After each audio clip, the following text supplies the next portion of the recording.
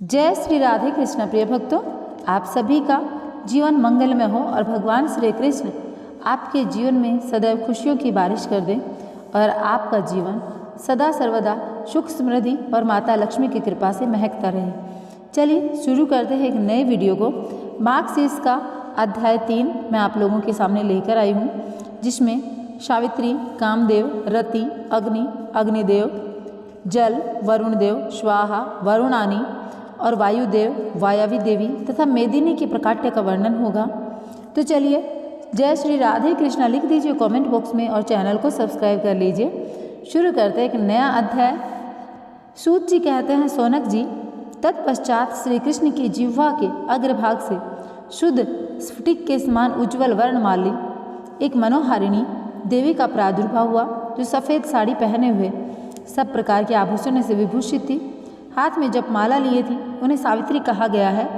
साध्वी सावित्री ने सामने खड़ी हो हाथ जोड़ भक्ति भाव से मस्तक झुकाकर सनातन परम ब्रह्म श्री कृष्ण का स्तवन आरंभ किया। सावित्री बोली, भगवान, आप सबके बीज हैं, सनातन ब्रह्म ज्योति हैं, परातत्पर निर्विकार एवं निरंजन ब्रह्म हैं। आप श्याम सुंदर श्री कृष्ण को मैं नमस्कार करती हूँ। यूँ कहकर मंद मंद मुस्कुराती हुई वेद माता सावित्री श्री हरि को पुनः प्रणाम करके श्रेष्ठ रत्नमय सिंहासन पर आसीन हुई। तत्पश्चात परमात्मा श्री कृष्ण के मानस से एक पुरुष प्रकट हुआ, जो तपाए हुए स्वर्ण के समान कांतिमान था। वह 5 वर्णों द्वारा समस्त कमियों को मन में मत डालता है, इसलिए मनीषी पुरुष उसका नाम मनमत कहते हैं। उस कामदेव के वाम पार्थ से एक श्रेष्ठ कामिनी उत्पन्न हुई, जो परम सुंदरी और सबके मन मोह को मोह लेने वाली थी। मंद मंद मुस्कुराती हुई उस सती को देखकर समस्त प्राणियों की उसमें रति हो गई, इसलिए मनीषी पुरुषों ने उसका नाम रति रख दिया। 5 बाण और पुष्प में धनुष धारण करने वाले कामदेव श्री हरि के सामने खड़े हो उनकी स्तुति करके आज्ञा पाकर रति के साथ रमणीय रत्न में सिंहासन पर बैठे। मारण, स्तंभन, जृंभन, शोषण और उन्मादन, ये कामदेव के 5 बाण हैं। उन्हीं को वे धारण करते हैं। अपने बाणों की परीक्षा लेने के लिए कामदेव ने बारी बारी से सभी बाण चलाए। फिर तो ईश्वर की इच्छा से सब लोग काम के वशीभूत हो गए। काम पर वश स्खलित महायोगी ब्रह्मा जी का वीर्य अग्नि के रूप में उद्भित हो उठा। देवेश्वर अग्निदेव को बड़ी बड़ी लपटें उठाते हुए करोड़ों तारों के समान विशाल रूप धारण करके प्रज्वलित होने लगे। उस अग्नि को बढ़ते देख श्री कृष्ण ने लीलापूर्वक जल की रचना की। वे अपने मुख से निश्वास वायु के साथ जल की एक एक बूंद गिराने लगे। मुख से निकले हुए उस बिंदु मात्र जल ने संपूर्ण विश्व को अप्लावित कर दिया। उसके किंचित कण मात्र जालने से उस प्रज्वलित अग्नि को शांत कर दिया। तभी से जल के द्वारा आग बुझने लगी। तत्पश्चात वहाँ एक पुरुष का प्रादुर्भाव हुआ, जो अग्नि के अधिदेवता थे। फिर पूर्वोक्त जल से एक पुरुष का उत्थान हुआ, जिनका नाम वरुण हुआ। वे जल के अधिष्ठाता देवता और समस्त जल जंतुओं के स्वामी हुए। इसके बाद उस अग्निदेव के वाम पार्श्व से एक कन्या का आविर्भाव हुआ, जिसका नाम स्वाहा था।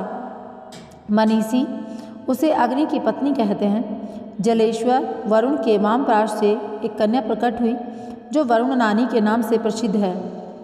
वहीं वरुण की सती साध्वी प्रिया हुई। भगवान श्री कृष्ण की निश्वास वायु से श्रीमान पवन का प्रादुर्भाव हुआ, जो समस्त देहधारियों के प्राण हैं।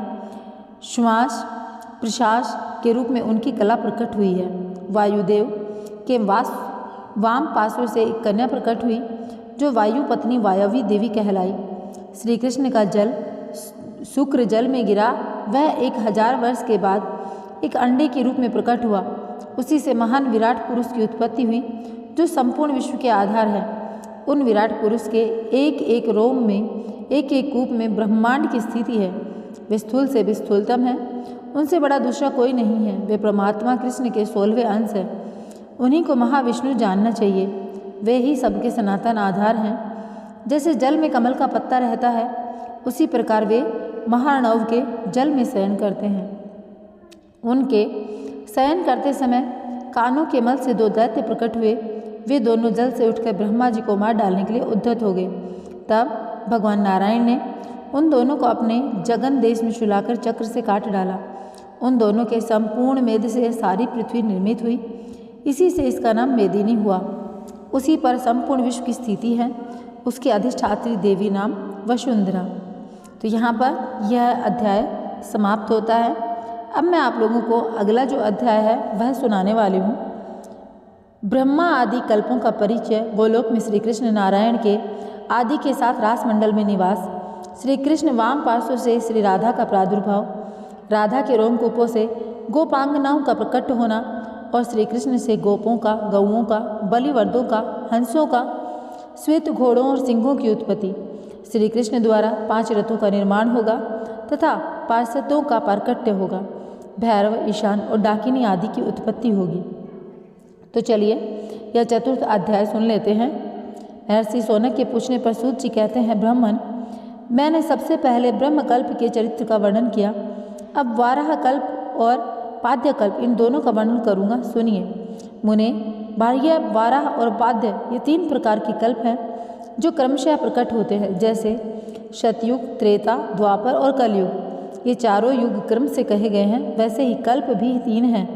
360 युगों का एक दिव्य युग माना गया है। 71 दिव्य युगों का एक मनवंत्र होता है। 14 मनुओं के व्यतीत हो जाने पर ब्रह्मा जी का एक दिन होता है। ऐसे 360 दिनों के बीतने पर ब्रह्मा जी का 1 वर्ष पूरा होता है। इसी तरह 360 वर्ष बीतने पर ब्रह्मा जी का 1 वर्ष पूरा होता है। इस तरह की 160 वर्षों की विधाता की आयु बताई गई है। यह परमात्मा श्री कृष्ण का एक निमेष काल है। कालवेता विद्वानों ने ब्रह्मा जी की आयु के बराबर कल्प का मान निश्चित किया है। छोटे छोटे कल्प बहुत से हैं जो संवर्त आदि के नाम से विख्यात हैं। महर्षि मार्कंडेय 7 कल्पों तक जीवित रहने वाले बताए गए हैं, परंतु वह कल्प ब्रह्मा जी के एक दिन के बराबर ही बताए गए हैं। तात्पर्य है कि मार्कंडेय मुनि की आयु ब्रह्मा जी के 7 दिन में ही पूरी हो जाती है, ऐसा निश्चित है। वाह्य, वाराह और पाद्य, ये 3 महाकल्प कहे गए हैं। इनमें जिस प्रकार सृष्टि होती है वह बतलाता हूँ, सुनिए। ब्राह्मण्य कल्प में मधु कैटभ के मेद से मेदिनी की सृष्टि करके कृष्णा ने भगवान श्री कृष्ण की आज्ञा ले सृष्टि रचना की थी। फिर वाराह कल्प में जब पृथ्वी एकार्णव के जल में डूब गई थी, वाराह रूपधारी भगवान विष्णु के द्वारा अत्यंत प्रयत्नपूर्वक रसातल से उसका उद्धार करवाया गया और सृष्टि रचना की। तत्पश्चात पाद्यकल्प में सृष्टिकर्ता ब्रह्मा ने विष्णु के नाभि कमल पर सृष्टि का निर्माण किया। ब्रह्मलोक पर्यंत जो त्रिलोकी है उसी की रचना की। ऊपर के जो नित्य 3 लोक हैं उनकी नहीं। सृष्टि निरूपण के प्रसंग में मैंने यह काल गणना बताई है और किंचित मात्र सृष्टि का निरूपण किया है। अब फिर आप क्या सुनना चाहते हैं? शौनक जी ने पूछा, सूतनंदन, अब यह बताइए कि गोलोक में सर्वव्यापी महान परमात्मा गोलोकनाथ ने इन नारायण आदि की सृष्टि करके फिर क्या किया? इस विषय पर विस्तार पूर्वक वर्णन करने की कृपा करें। सोती जी ने कहा, ब्राह्मण, इन सब की सृष्टि करके इन्हें साथ ले भगवान श्री कृष्ण अत्यंत कमनीय सुरम्य रासमंडल में गए। रमणीय कल्प वृक्षों के मध्य वर्ग भाग में मंडलाकार रासमंडल अत्यंत महत्वपूर्ण और मनोहर दिखाई देता था। वह सुविस्तृत, सुंदर, समतल और चिकना था। चंदन, कस्तूरी, अगर और कुसुम से उसको सजाया गया था। उस पर दही, लावा, सफ़ेद धान, दुर्वा दल बिखेरे गए थे। रेशमी सूत में गूंथे हुए नूतन चंदन पल्लवों की बंधनवारों और केले के खंभों द्वारा वह चारों ओर से घिरा हुआ था। करोड़ों मंडप, जिनका निर्माण उत्तम रत्नों के सारक भाग से हुआ था, उस भूमि की शोभा बढ़ाते थे। उनके भीतर रत्न में प्रदीप जल रहे थे। वे पुष्प और सुगंध की धूप से वासित थे। उनके भीतर अत्यंत ललित प्रसाधन सामग्री रखी हुई थी। वहाँ जाकर जगदीश्वर श्री कृष्ण सबके साथ उन मंडपों में ठहरे। मुनिश्रेष्ठ, उस रासमंडल का दर्शन करके वे सब लोग आश्चर्य से चकित हो गए। वहाँ श्री कृष्ण के वाम पार्श्व से एक कन्या प्रकट हुई, जिसने दौड़कर फूल ले आकर उन भगवान चरणों को अर्घ्य दिया। उसके अंग अत्यंत कोमल थे। वह मनोहारिणी और सुंदरियों में भी सुंदर थी। उसके सुंदर अरुण ओष्ठ अधर अपनी लालिमा से बंधु जीव की शोभा को पराजित कर रहे थे और मनोहर दंत पंक्ति मोतियों की श्रेणी तिरस्कृत करती थी। वह सुंदरी किशोरी बड़ी मनोहर थी। उसका सुंदर मुख शरद पूर्णिमा के कोटि चंद्रों की शोभा को छीन लेता था। सीमांत भाग बड़ा मनोहर था। नेत्र शरद काल के प्रफुल्ल कमलों के समान अत्यंत सुंदर दिखाई देते थे। उसके मनोहर नासिका के सामने पक्षीराज गरुड़ की नुकीली चोंच हार मान चुकी थी। वह मनोहारिणी बाला अपने दोनों कपोलों द्वारा सुनहरे दर्पण की शोभा को तिरस्कृत कर रही थी।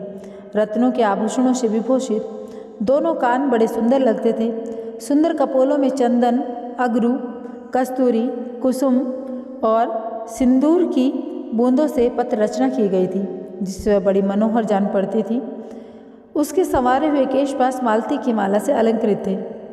वह सती साध्वी बाला अपने सिर पर सुंदर एवं सुगंधित वेणी धारण करती थी। उसके दोनों चरण कमलों की प्रभा को छीन लेते थे। उसकी मंद मंद गति हंस और खंजन के गर्व का गंजन करने वाली थी। आपको बता दें कि वह उत्तम रत्नों के सारभाग से बनी हुई मनोहर वनमाला, हीरे का बना हुआ हार, रत्न निर्मित केयूर, कंगन, सुंदर रत्नों के सारभाग से निर्मित अत्यंत मनोहर पाशक, बहुमूल्य रत्नों का झनझनाता हुआ मंजीर तथा अन्य नाना प्रकार के चित्र अंकित सुंदर जड़ाऊ आभूषण पहने थी। वह गोविंद से वार्तालाप करके उनकी आज्ञा पर मुस्कुराती हुई श्रेष्ठ में अपनी दृष्टि को अपने प्राण वल्लभ अर्थात भगवान श्री कृष्ण के मुखारविंद पर भी लगाकर बैठी थी। उस किशोरी के रोमकूपों से तत्काल ही गोपांगनाओं का आविर्भाव हुआ, जो रूप और वेश के द्वारा उसी की समानता करती थी। उनकी संख्या लक्ष कोटि थी। वे सब की सब नित्य सुस्थिर यौवना थी और संख्या के आधार पर जानकारों विद्वानों ने गोलोक में गोपांगनाओं की उक्त संख्या ही निर्धारित की है। मुने, फिर तो श्री कृष्ण के रोमकूपों से भी उसी के समान बहुत सारे गोपगणों का आविर्भाव हुआ और जो रूप और वेश में उन्हीं के समान थे। संख्या वेता महर्षियों का कथन है कि श्रुति में गोलोक के कामनीय मनोहर रूप वाले गोपों की संख्या 30 करोड़ बताई गई है। फिर तत्काल श्री कृष्ण के रोम कूपों से सुस्थिर यौवन गालाएं गाँव वाली गौवें प्रकट हुई, जिन्हें रंग रूप में अनेक प्रकार के दिए थे। बहुतेरे बलिर्विद शूरभी जाति की गौवें, नाना प्रकार के सुंदर सुंदर बछड़े और अत्यंत मनोहर श्याम वर्ण वाली बहुत सारी कामधेनु गायें भी वहाँ तत्काल प्रकट हो गई। उनमें से एक मनोहर बलिवर्द को, जो करोड़ों सिंहासन के समान बलशाली था, श्री कृष्ण ने शिव को सवारी के लिए दे दिया। तत्पश्चात श्री कृष्ण ने चरणों के नख छिद्रों से सहसा मनोहर हंस पंक्ति प्रारंभ की। उन हंसों में नर, मादा और बच्चे सब मिले जुले थे। उन्हीं से में से एक राजहंस को, जो महान बल और पराक्रम से संपन्न था, श्री कृष्ण ने तपस्वी ब्रह्मा वाहन बनाने के लिए अर्पित किया। तदंतर भगवान श्री कृष्ण ने बाएं कान के छिद्र से सफ़ेद रंग के घोड़ों का समुद्र प्रकट किया, जो बड़ा मनोहर जान पड़ता था। उनमें से एक स्वस्थ अंग गोपांग वल्लभ श्री कृष्ण ने देव सभा में विराजमान धर्म को सवारी के लिए प्रसन्नतापूर्वक दिया। फिर उन परम पुरुष के दाहिने कान के छिद्र से उस देवत सभा के भीतर ही महान बलवाल और पराक्रमी सिंहों की श्रेणी प्रकट हुई। श्री कृष्ण ने उनमें से एक सिंह, जो बहुमूल्य श्रेष्ठ हाथ से अलंकृत था, बड़े आदर के साथ माता दुर्गा देवी को अर्पित किया और उन्हें वही सिंह दिया गया जिसे वे लेना चाहती थी। इसके बाद योगीश्वर श्री कृष्ण ने योग बल से 5 रथों का निर्माण किया। वे सब युद्ध एवं सर्वश्रेष्ठ रत्नों से बनाए गए थे। उनके समान वेग से चलने वाले और मनोहर थे। उनकी ऊंचाई 1,00,000 योजन की और विस्तार 100 योजन का था। उनमें लाख लाख पहिए लगे हुए थे। उनका वेग वायु के समान था। उन रथों में 1-1 लाख क्रीड़ा भवन बने हुए थे। उनमें श्रृंगार उचित भोग वस्तुएं और असंख्य सैयाएं थीं। उन ग्रहों में लाखों रथ में दीप प्रकाश फैलाते थे और लाखों घोड़े उस रथ की शोभा बढ़ाते थे। भांति भांति के विचित्र चित्र उनमें अंकित थे। सुंदर रत्न में कलश उनकी उज्ज्वलता बढ़ा रहे थे। रत्न में दर्पणों और आभूषणों से वे सभी रत्न में भरे हुए श्वेत चंवर और उनकी शोभा बढ़ा रहे थे। अग्नि में तपाकर शुद्ध किए गए सुनहरे वस्त्र, विचित्र विचित्र माला, श्रेष्ठ मणि, मोती, माणिक्य तथा हीरों के हार से असंख्य सुंदर कृत्रिम कमल, जो श्रेष्ठ रत्नों के सार भाग से निर्मित हुए थे, उन रथों को सुशोभित कर रहे थे। द्विश्रेष्ठ भगवान श्री कृष्ण ने उनमें से एक रथ तो नारायण ने दे दिया और एक राधिका को देकर से सभी रथ अपने पास रख लिए। तत्पश्चात श्री कृष्ण ने गुह्य उपदेश से पिंगल वर्ण वाले पार्षदों के साथ एक पिंगल पुरुष प्रकट किया। गुह्य देश से आविर्भूत होने के कारण वे सब गुह्यक कहलाए और उन पुरुष का गुह्यों का स्वामी कहलाया। कुबेर, जो धनाध्यक्ष के पद पर प्रतिष्ठित हुए। कुबेर के वाम पास उसे एक कन्या प्रकट हुई, जो कुबेर की पत्नी हुई। वह देवी समस्त सुंदरियों में मनोरमा थी, अतः उसी नाम से वह प्रसिद्ध हुई। फिर भगवान के गुह्य देश से भूत प्रेत पिशाच, कुष्मांडर, ब्रह्म राक्षस, विकृत अंग वाले वेताल प्रकट हुए। मुने तदवंतर श्री कृष्ण के मुख से कुछ पार्षदों का प्रकट हुआ जिनकी 4 भुजाएं थीं। वे सब के सब श्यामवर्ण थे, हाथों में शंख, चक्र, गदा एवं पद्म धारण करते थे। उनके गले में वनमाला लटक रही थी। उन सब ने पीताम्बर पहन रखे थे। उनके मस्तक पर किरीट, कानों में कुंडल तथा अनन्य अंगों में रत्न में आभूषण सुशोभित थे। श्री कृष्ण ने 4 भुजा पार्षद नारायण को दिए और गुहिया के उनके स्वामी कुबेर के हवाले कर दिया। भूत प्रेत आदि भगवान शंकर को अर्पित किए गए। तदंतर श्री कृष्ण चरण अरविंदों से द्विजूर पार्षद प्रकट करते हैं जो श्याम वर्ण के थे और हाथों में जप माला लिए थे। वे श्रेष्ठ पार्षद निरंतर आनंद पूर्वक भगवान के चरण कमलों का ही चिंतन करते थे। श्री कृष्ण ने उन्हें दास्य कर्म में नियुक्त किया गया था। वे दास यत्न पूर्वक अर्घ लिए हुए प्रकट हुए। वे सभी श्री कृष्ण परायण वैष्णव थे। उनके सारे अंग पुलकित थे, नेत्रों से अश्रु झर रहे थे और वाणी गदगद थी। उनका चित्त बहुत ज़्यादा भगवत उच्चारण के बिंदों में संलग्न था। इसके बाद श्री कृष्ण के दाहिने नेत्र से भयंकर गण प्रकट हुए जो हाथों में त्रिशूल और पट्टिस लिए थे। उन सब के नेत्र 3 थे और मस्तक पर चंद्र आकार मुकुट धारण किया हुआ था। प्रज्वलित अग्निशिखा के समान जान पड़ते थे। वे सभी महान भाग्यशाली भैरव कहलाए। वे शिव के समान तेजस्वी थे। रुद्र भैरव, रूर भैरव, संहार भैरव, काल भैरव, अशित भैरव, क्रोध भैरव, भीमसेन महाभैरव, खट्वांग भैरव, ये 8 भैरव के नाम बताए गए हैं। श्री कृष्ण के बाएं नेत्र से एक भयंकर पुरुष प्रकट हुआ जो त्रिशूल, पट्टिश और व्याघ्र चर्म में वस्त्र और गदा धारण किए हुए था। वह दिगंबर विशालकाय त्रिनेत्रधारी चंद्राकार मुकुट धारण करने वाला था। वह महाभारत पुरुष ईशान कहलाया जो कि दिक्पालों का स्वामी है। इसके बाद श्री कृष्ण की नासिका के क्षेत्र से डाकिनियाँ, योगिनियाँ, सहस्त्रों क्षेत्रपाल प्रकट हुए। इनके सिवा उन परम पुरुष के पृष्ठ प्रदेश से सहसा 3 करोड़ श्रेष्ठ देवी देवताओं का प्रादुर्भाव हुआ जो कि दिव्य मूर्ति है। तो प्रिय भक्तों, यहाँ पर यह 3रा और 4था अध्याय समापन होता है। मैं मिलूंगी आप लोगों से एक नए वीडियो के साथ में। तब तक के लिए जय श्री कृष्ण, राधे राधे। आप लोगों को वीडियो को लाइक करके कमेंट बॉक्स में हमेशा लिखना है जय श्री राधे कृष्ण। भगवान श्री कृष्ण की कृपा आप सभी पर सदा सर्वदा बरसती रहे।